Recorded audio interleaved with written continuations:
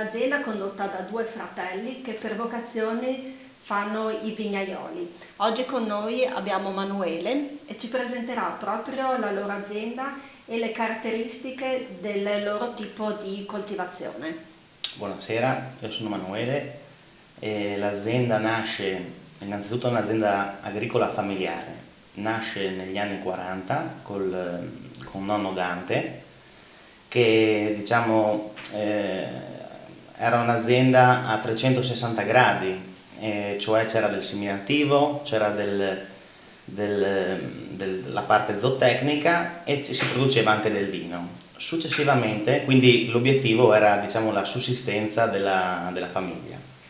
Successivamente con l'avvento del papà diciamo, abbiamo iniziato a focalizzarci sulla produzione di vino con i primi acquisti di terreni in collina e poi successivamente con i primi imbottigliamenti negli anni 90, 85-90. Attualmente l'azienda è gestita da me e da mio fratello Alessandro, dove abbiamo deciso di produrre principalmente vini da uve autoctone e aderire all'agricoltura biologica, cioè quindi la gestione del vigneto è fatta essenzialmente senza l'utilizzo di sostanze chimiche, solo con derrame del zolfo per quanto riguarda i trattamenti fitosanitari e lo sfalcio dell'erba manuale. Come in cantina non adoperiamo nessun chiarificante, nessun stabilizzante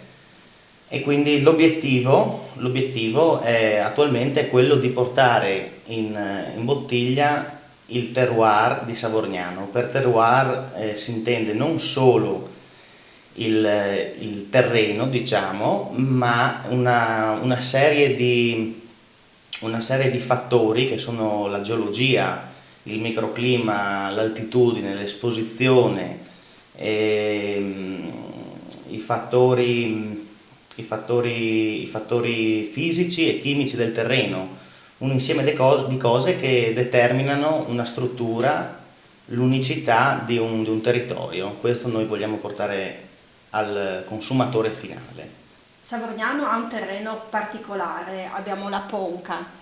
Ci spieghi che cos'è la Ponca e quando risale la sua formazione? Allora, la Ponca, che viene chiamata in gergo, nello specifico sono degli strati alternati di marna e arenaria. La marna è un'argilla calcarea, l'arenaria è una sabbia calcificata e questo dona diciamo, ai vini complessità, longevità, verticalità e risale esattamente a 45 milioni di anni fa. Grazie a Emanuele e Sara per aver presentato la sua azienda. Grazie a voi.